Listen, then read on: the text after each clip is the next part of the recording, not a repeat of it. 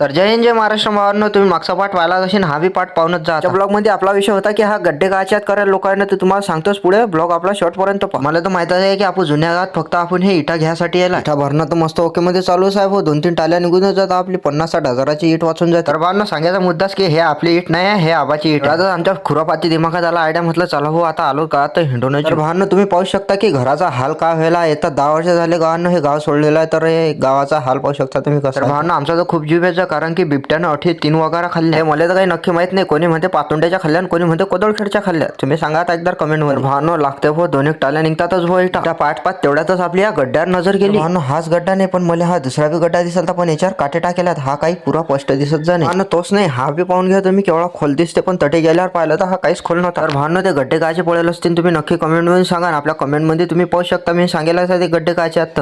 तर भावांनो, आता आलतो मी मो जमलेला, पण मो तर काही दिसलं नाही आपल्याला. तर भावांनो, मो तर